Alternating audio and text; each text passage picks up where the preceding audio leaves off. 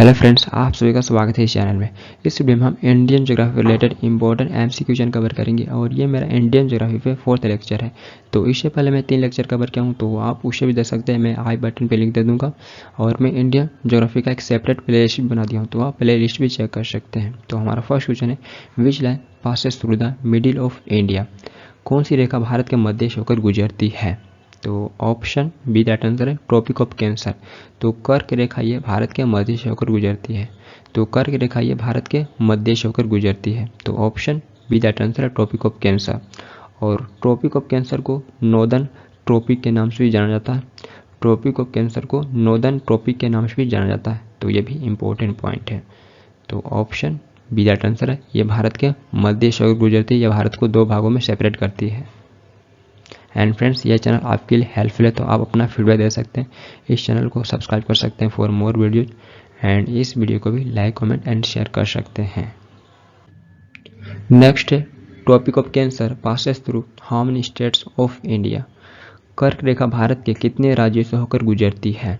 तो यहाँ पे आपको बताना है टॉपिक ऑफ कैंसर ये भारत के कितने राज्यों से होकर गुजरती है।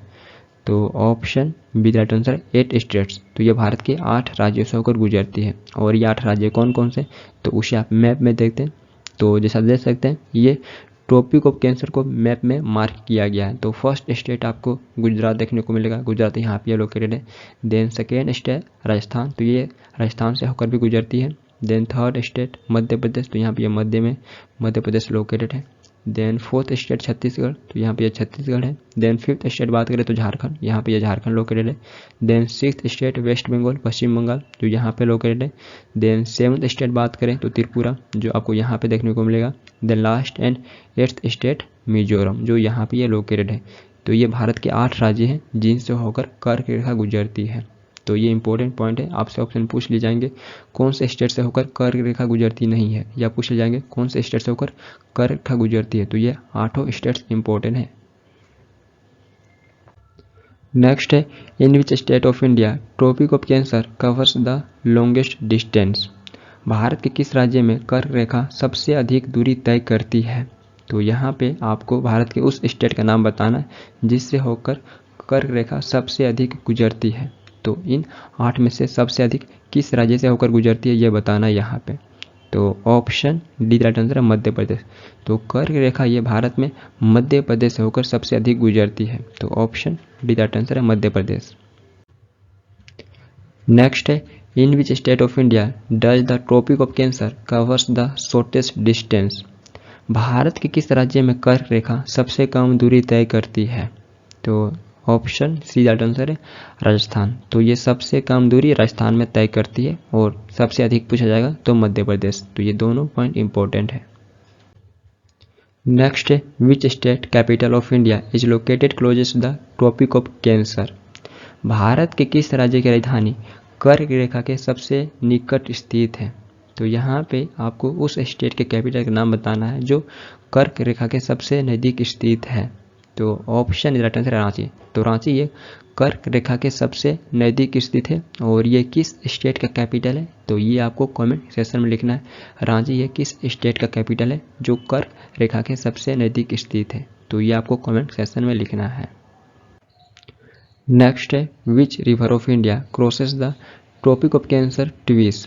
भारत की कौन सी नदी कर्क रेखा को 2 बार पार करती है?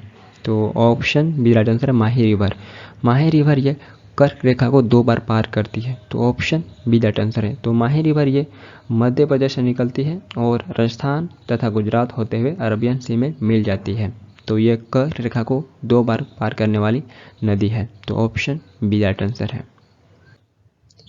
नेक्स्ट है, Indian Standard time is based on. भारतीय मानक समय किस पर आधारित है? तो ऑप्शन बी दैट आंसर है लॉन्गिट्यूड 82 डिग्री 30 मिनट ईस्ट। तो इंडियन स्टैंडर्ड टाइम ये लॉन्गिट्यूड 82 डिग्री 30 मिनट ईस्ट पे बेस्ड है। और कहीं कहीं पे आपको 82 डिग्री हाफ मिनट ईस्ट भी देखने को मिलेगा, कहीं कहीं 82 डिग्री हाफ मिनट ईस्ट भी लिखा होता है। तो इंडियन स्टैंडर्ड टाइम ये लॉन्गिट्यूड 82 डिग्री 30 मिनट ईस्ट पे बेस्ड है। तो ऑप्शन बी दैट आंसर है। नेक्स्ट है where the standard time of India has been taken. Bharat का मानक समय कहाँ से लिया गया है? तो यहाँ पे आपको बताना है इंडियन स्टैंडर्ड टाइम ये कहाँ से लिया गया है? तो ऑप्शन सी राइट आंसर है मिर्ज़ापुर।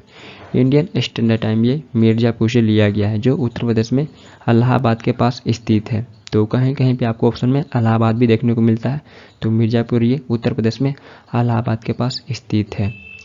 और प्रेजेंट हम इलाहाबाद को प्रयागराज के नाम से जानते हैं, तो ये भी इंपॉर्टेंट पॉइंट है। और आपसे ऑप्शन में पूछा जाएगा ये किस विलेज से लिया गया है, तो ये नैनी से लिया गया है। ये मिर्ज़ापुर में नैनी गांव से लिया गया है इंडियन स्टैंडर्ड टाइम को, यह भी इंपॉर्टेंट पॉइंट है, नैनी से लिया गया है। नेक्स्ट है the time difference between IST and GMT is. IST और GMT के बीच समय का अंतर कितना है? तो यहाँ पे आपको IST और GMT के बीच टाइम डिफरेंस बताना है कितना है। तो IST का फुल फॉर्म होता है इंडियन स्टैंडर्ड टाइम और GMT का फुल फॉर्म होता है ग्रीनविच मीन टाइम। तो इन दोनों के बीच टाइम डिफरेंस बताना कितना है? तो ऑप्शन सी राइट आंसर है 5 आवर्स 30 मिनट, 5 घंटा 30 मिनट इन दोनों के बीच टाइम डिफरेंस है। तो IST ये GMT से 5 घंटा 30 मिनट आगे है, तो ऑप्शन सी राइट आंसर है। नेक्स्ट है what is the sunrise time difference between Gujarat and Arunachal Pradesh. Gujarat और अरुणाचल प्रदेश के बीच सूर्योदय के समय में कितना अंतर है? तो यहाँ पे आपको बताना है गुजरात और अरुणाचल प्रदेश के बीच में सूर्योदय के समय में कितना अंतर होता है। तो option B right answer 2 hours. तो गुजरात और अरुणाचल प्रदेश के बीच में सूर्योदय के समय में 2 घंटे का अंतर होता है। तो अरुणाचल प्रदेश में 2 घंटा पहले सूर्योदय हो जाता है, 2 घंटे बाद गुजरात में सूर्योदय होता है। तो आप बोल सकते हैं यदि अरुणाचल प्रदेश में 5 बजे सूर्योदय होगा तो गुजरात में 7 बजे के आसपास में सूर्योदय होगा। तो इन दोनों के बीच में 2 घंटे का समय अंतराल है। तो ये भी एग्जाम में क्वेश्चन पूछे जाते हैं। नेक्स्ट है which state is called the land of the rising sun. किस राज्य को उगते सूर्य की भूमि कहा जाता है? तो यहाँ पे आपको बताना किस राज्य को उगते सूर्य की भूमि कहा जाता है। तो option d right answer Arunachal Pradesh. Arunachal Pradesh को land of the rising sun कहा जाता है। यहाँ पे सबसे पहले सूर्योदय होता है, तो इसलिए इसे land of the rising sun कहा जाता है। तो ये आपको सबसे ईस्ट सबसे पूर्व में देखने को मिलेगा अरुणाचल प्रदेश। नेक्स्ट है how many nautical miles is the territorial waters of India from the coast. Bharat की पारदर्शिक जल सीमा समुद्र तट से कितने समुद्री मील की दूरी तक है? तो ऑप्शन डी राइट आंसर है 12 नॉटिकल माइल्स। तो भारत का टेरिटोरियल वाटर ये समुद्री तट से 12 नॉटिकल माइल्स तक है। तो ऑप्शन डी राइट आंसर है। अप्रोक्सीमेटली हम किलोमीटर में बात करें तो 21.9 किलोमीटर। तो 21.9 किलोमीटर ये इंडिया का टेरिटोरियल वाटर है समुद्री तट से। तो एक देश का टेरिटोरियल वाटर पर पूर्ण सॉवरेनिटी होता है, पूर्ण संप्रभुत्व होता है। नेक्स्ट है which is the largest state of India in terms of area. क्षेत्रफल के अनुसार भारत का सबसे बड़ा राज्य कौन सा है? तो ये जान ही रहे होंगे राजस्थान। तो राजस्थान ये क्षेत्रफल के अनुसार भारत का सबसे बड़ा राज्य है। तो option is right answer Rajasthan. तो यहाँ पे हम भारत के टॉप 5 स्टेट जान लें इन टर्म्स ऑफ एरिया। तो सेकेंड स्टेट मध्य प्रदेश है, then third state Maharashtra, then fourth Uttar Pradesh हो जाएगा, देन फिफ्थ गुजरात हो जाएगा। तो ये भारत के टॉप 5 स्टेट है इन टर्म्स ऑफ एरिया। और जनसंख्या के अनुसार उत्तर प्रदेश का आता है नंबर। तो ये पॉपुलेशन के अनुसार भारत का सबसे बड़ा राज्य है। नेक्स्ट है the smallest states of India in terms of area is. क्षेत्रफल के अनुसार भारत का सबसे छोटा राज्य कौन सा है? तो option is that answer Goa. Goa ये क्षेत्रफल के अनुसार भारत का सबसे छोटा राज्य है। तो गोवा का एरिया सिर्फ 3702 स्क्वायर किलोमीटर है। तो ये भारत का स्मॉलेस्ट स्टेट्स है इन टर्म्स ऑफ एरिया। और गोवा को राज्य कब बनाया गया था? तो ये भी इंपॉर्टेंट पॉइंट है। तो इसे 1987 तो 1987 में गोवा को भारत का राज्य बनाया गया था एक यूटी से, एक केंद्र शासित प्रदेश से। तो ये 56 अमेंडमेंट के तहत इसे एक राज्य का स्टेटस दे दिया गया था। 56 अमेंडमेंट ये 1987 में हुआ था। और इसे पोर्तुगीज से 1961 में आज़ादी मिला था। और इसे 12th अमेंडमेंट के तहत एक यूटी बनाया गया था। तो इसे 12th अमेंडमेंट के तहत एक केंद्र शासित प्रदेश बनाया गया था 1961 में। फिर बाद में 1987 में इसे 56th अमेंडमेंट के तहत एक राज्य का स्टेटस दे दिया गया है। और ये भारत का स्मॉलेस्ट स्टेट है इन टर्म्स ऑफ एरिया। तो ये पॉइंट इंपॉर्टेंट है।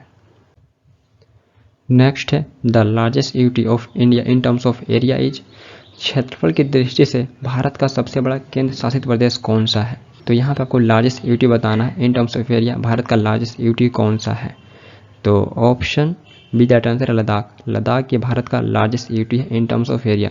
तो इससे अक्टूबर 2019 में एक यूटी बनाया गया। तो ये भारत का लार्जेस्ट यूटी है इन टर्म्स ऑफ एरिया। और यहीं पे आपसे स्मॉलेस्ट पूछा जाएगा तो लक्षद्वीप। लक्षद्वीप ये भारत का स्मॉलेस्ट यूटी है इन टर्म्स ऑफ एरिया।